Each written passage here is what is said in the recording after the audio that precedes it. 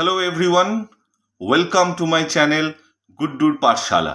আজকের ভিডিওতে আমি আলোচনা করব ক্লাস 6-এর 5th চ্যাপ্টার খ্রিস্টপূর্ব 6ষ্ঠ শতকের ভারতীয় উপমহাদেশ।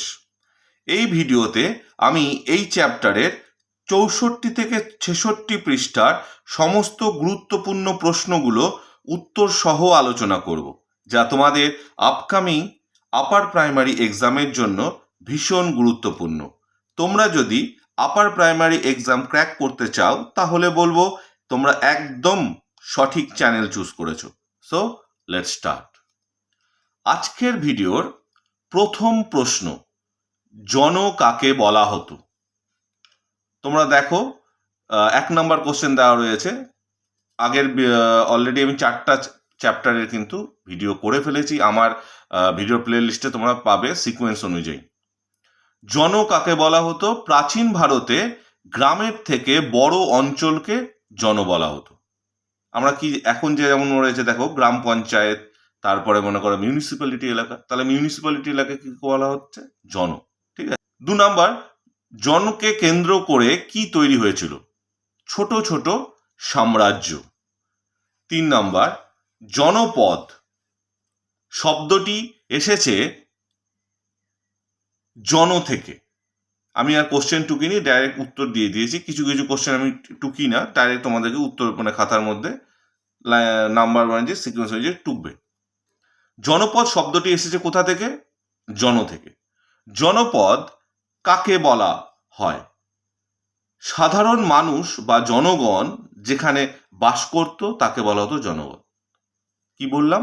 সাধারণ মানুষ বা জনগণ যেখানে বাস করত তাকে বলা হতো জনপদ। পরবর্তী ইম্পর্টেন্ট কোশ্চেন 5 নাম্বার, মহাজনপদ কি? কোশ্চেন মার্ক রয়েছে, কাকে বলে? মহাজনপদ। খ্রিস্টপূর্ব 6ষ্ঠ শতকে জনপদের শাসকরা যুদ্ধ করে নিজেদের রাজ্যের সীমানা বাড়াতে থাকেন। তাহলে আমি এখনো দেখবে আমরা কিন্তু আমাদের বিভিন্ন, এখন তো আর সেরকম ভাবে যুদ্ধ নেই, যাই হোক যুদ্ধ আমরা দেখতে পাচ্ছি বর্তমানে চলছে। ইন্ডিয়া, আমেরিকা সঙ্গে মিলিতভাবে ইরান, এই সমস্তভাবে বিভিন্ন দেশের সাথে যুদ্ধ চলছে নিজেদের সীমানা বাড়ানোর জন্য বা নিজেদের অস্তিত্ব বাড়ানোর জন্য। ঠিক আছে। তো সেই সময় বা বর্তমান আমরা যদি দেখে নিই আমাদের চারপাশে কোনো এক ব্যবসায়ী তার কিন্তু ব্যবসা বাড়ানোর জন্য প্রথমে দেখা গেল তার বাড়ির আশপাশে কোনো একটা আউটলেট খুলেছে, দেন তারপরে সেই আউটলেটে দেখা গেল প্রফিট মার্জিন বেশি থাকায় সে আরেকটা আউটলেট খুললো। এইভাবে কি হচ্ছে? সে তার বিভিন্ন ব্যবসায়িক ক্ষেত্র বাড়াচ্ছে। ঠিক তেমনি কি হতো, তখন জনপদের শাসকগুলো কি হতো, নিজের যুদ্ধ করে করে নিজের সীমানা বাড়াতে থাকতো। এইটাকেই এই ছোট ছোট জনপদগুলি হয়ে গেল বড় রাজ্য। এই বড় রাজ্যগুলোকে কি বলা হচ্ছিল?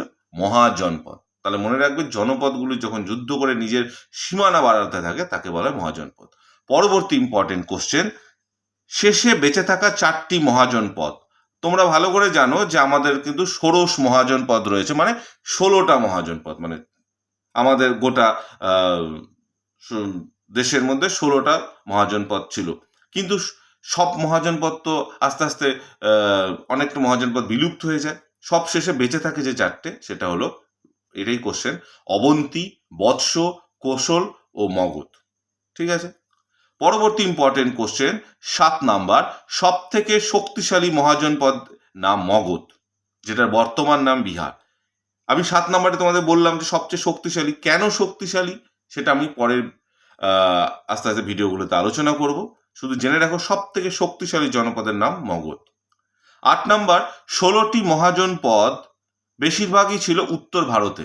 আমরা যদি মহাজনপদগুলির যদি অবস্থান আমরা ভারতীয় ম্যাপ অনুসারে দেখতে থাকি তাহলে দেখব যে তোমরা যদি দেখো মাঝখানে কি রয়েছে? মধ্যপ্রদেশ। এই মধ্যপ্রদেশের উপর অংশে মোটামুটি সমস্ত 16টা মহাজনপদের মধ্যে 15টা মহাজনপদই কিন্তু সেই জায়গাতেই রয়েছে। দক্ষিণ ভারতে একমাত্র মহাজনপদ রয়েছে যেটা হলো অসম। আমরা তো জানি, আগের চ্যাপ্টারে পড়েছি যে বিন্ধ্য পর্বত আমাদের কিন্তু উত্তর আর দক্ষিণ ভারতকে ভাগ করে গেছে। তাহলে বিন্ধ্য পর্বতের নিচে শুধুমাত্র দক্ষিণ ভারতে একমাত্র মহাজন পদ হলো অসম। আজকের ভিডিওর লাস্ট কোশ্চেন এবং টু মাচ ইম্পর্টেন্ট কোশ্চেন। পরের ভিডিওতে আমি পরবর্তী পেজে যে ইম্পর্টেন্ট কোশ্চেনগুলো রয়েছে সেগুলো আমি প্রত্যেকটা ধরে ধরে আলোচনা করব। ভিডিওটাকে বেশি লম্বা করানোর জন্য পার্ট করে তোমাদের সামনে তুলে ধরবো, যাতে তোমরা খুব তাড়াতাড়ি সেগুলো মুখস্থ করে ফেলতে পারো। এবং আমি এটার ভিত্তিতে একটা এমসিকিউ এক্সামও আমি তোমাদের সামনে বা কোশ্চেন পেপার তুলে ধরবো, তোমরা সেটাকে আমাকে করে দেখাবে। একটি রাজনৈতিক মহাজন পদ হলো মগধ। ঠিক আছে, এই মগধের দুটো রাজধানী, একটি হলো রাজগৃহ, একটি হলো পাটলিপুত্র। তাহলে রাজগৃহের বর্তমান নাম কিন্তু দেখো তুমি খুব ভালো করে আমি দিয়েছি ব্র্যাকেটের মধ্যে রাজগীর, আর পাটলিপুত্রের বর্তমান নাম কি? পাটনা। এই ছিল আজকের ভিডিও। পরের ভিডিওতে আমি পরবর্তী পেজের যে বিভিন্ন গুরুত্বপূর্ণ ছোট বড় সমস্ত গুরুত্বপূর্ণ অংশগুলো নিয়ে কিন্তু আমি ওয়ান লাইনের কোশ্চেনগুলো নিয়ে আলোচনা করব তোমাদের সামনে। থ্যাংক ইউ, ভালো থেকো সকলে। চ্যাপ্টার ওয়াইজ পড়তে থাকো। এই চ্যানেলে তুমি একমাত্র চ্যাপ্টার ওয়াইজ প্রত্যেকটা পেজের ধরে ধরে ইম্পর্টেন্ট কোশ্চেনগুলো নিয়ে তুমি পড়তে পারবে। পাশে থেকো, ভালো থেকো।